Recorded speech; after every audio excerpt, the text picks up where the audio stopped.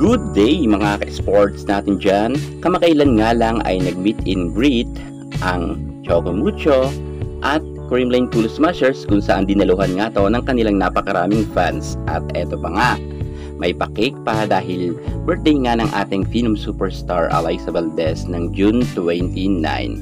At dahil nga sa selebrasyon na yan ay maraming natuwa at dinaluhan nga rin ang party or birthday party ng ating Phenom superstar Alyssa Valdez ng kanyang mga malalapit na kaibigan at mga kako-teammates, at dumagsa nga rin ang napakaraming pag-gift sa ating Alyssa Valdez. Maraming nagregalo sa kanya dahil sobrang dami niyang ini-endorse na mga product, at nagpadala nga to ng mga cakes, at ang iba naman mga bulaklak na padala naman ng kanyang mga malalapit na kaibigan at mga fans. At marami pa to mga parigalo. May nagpadala pa nga kay Alyssa Valdez ng napakaraming ngang Nike shoes, at pinusuan naman ng karamihan ng netizen ang birthday party nga na naganap ng ating superstar Alyssa Valdez. Ngunit sa kabila niyan mga ka-sports, nakasikatan nga at napaka-humble na aura ng ating Alyssa Valdez, at siya talaga ang kinikilalang face of volleyball sa ating bansa, ay marami pa rin mga kumi-question sa ating Alyssa. At syempre, parang pelikula rin ang buhay ni Alyssa. Kung may bida, may kontrabida. Si Alyssa Valdez ang bida, at ito naman si Patpat ang kontrabida. Sino ba si Patpat at bakit galit na galit siya kay Alyssa Valdez? Super 100% ay talagang halos araw-araw ay mayroon nga siyang post para nga kay Alyssa Valdez at paninira, at bakit ganito na lang siya kagalit kay Alyssa. Yan ngayon ang ating pag-uusapan. Kilalanin natin ang masugid na kritiko ni Alyssa Valdez. Pero bago ang lahat, kung ngayon ka pala napadpad sa aking YouTube channel, subscribe na, i-click ang ating notification bell or like kang updated sa lahat ng issue sa volleyball. Susunod na.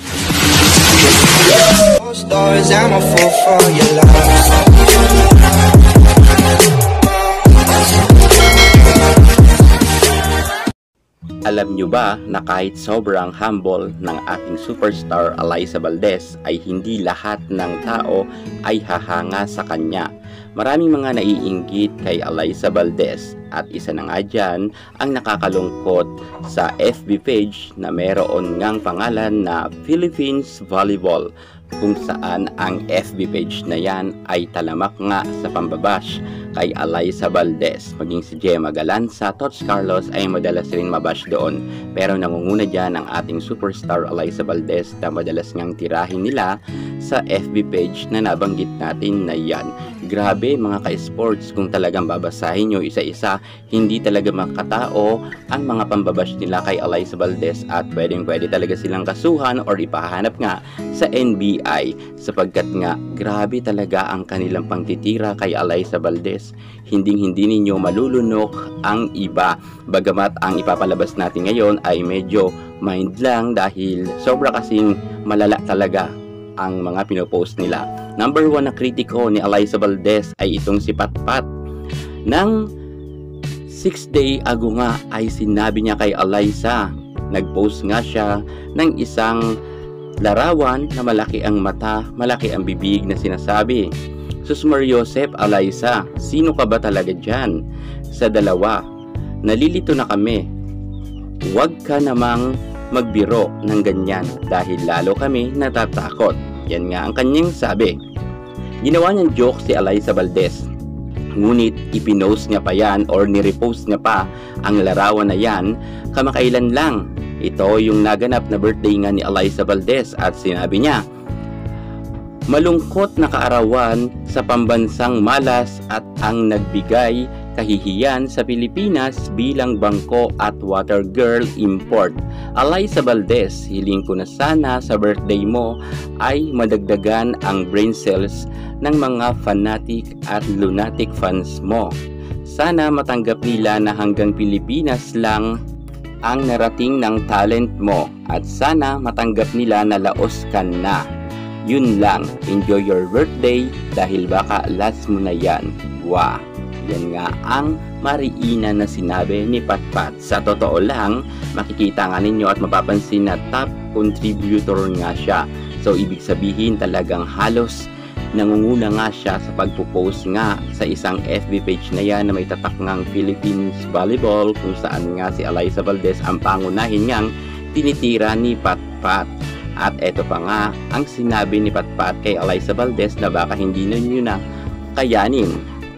Post nga ni Patpat noong June 14, 2024 sa ating superstar Alyssa Valdez, sinabi niya, nagdodroga o nagsashabu po ba si Ate Alyssa? Ngunit patanong niya naman yan, sinabi, pansin ko kasi laging dilat mata niya, parang katulad ng mga adik dito sa amin. Ay may emoji pa siya na nakahahaha. Si Christian po nagkwento sa akin na nagdodroga daw si Ate Alay. Grabe mga ka-sports, kinakailangan na talagang aksyonan ni Alyssa Valdez ang mga ganitong ang patama sa kanya, at kapag ito pina-NBI, matitrace talaga natin kung sino ba itong Patpat na ito. Kinakailangan talaga na gumawa na ng aksyon ang ating superstar Alyssa Valdez sa pambabastos sa kanya ni Patpat sa isang FB page. Hindi na to biro, sapagkat kitang-kita naman natin na inaaraw-araw niya si Alyssa Valdez ng mga posts. Noon pa man ay talagang hindi niya tinatantanan si Alyssa Valdez, gaya nga ng kanyang post, at nagtanong pa siya, babae po ba talaga si Ate Alyssa? At sinundan niya pa yan ng mga ilang araw na sinabi niya, taga Batangas pala si Baldog, akala ko taga Bohol siya. Nandoon kasi makikita ang mga tarsier, di po ba? Yan ang kanyang sabi. Marami talaga siyang post hinggil nga kay Alyssa Valdez, ng iba nga ay hindi na natin kinuha sapagkat malala masyado nga ang kanyang mga patama sa ating superstar Alyssa Valdez at hindi na nga makatao. At eto pa nga, ng June ay napapost na naman siya, at eto naman ang kanyang sinabi kay Alyssa na magugulat na naman kayo.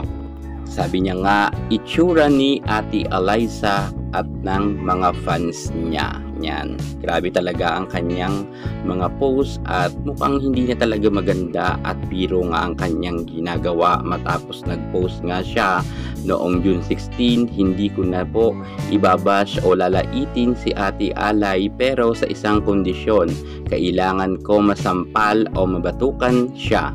Yan nga ang kanyang sabi kay Alyssa Valdez. Medyo parang sa mga post nga talaga ni Patpat ay may galit siya kay Alyssa Valdez, at masasabi ko na grabe ang kanyang kainggitan sa katawan, at mukhang hindi na talaga maganda ang kanyang araw-araw na pagpo-post, panlalait, pambabash kay Alyssa Valdez, kaya kinakailangan talaga na ireklamo na ito o kaya iparapi tulpo, or mas the best na sampahan ng kaso sa NBI para mablock nga ang nasabi nating mga post nito at malaman natin kung sino ang naninira kay Alyssa Valdez. Kayo, anong masasabi nyo kay Patpat na masugid na bashers nga ni Alyssa Valdez? Mag-comment naman kayo sa baba. Take note, napakarami pang mga post niya kay Alyssa Valdez at mangilan-ngilan lang ang ating ipinakita. Yan muna ang pinaka-latest natin sa mundo ng volleyball. Thank you so much. God bless.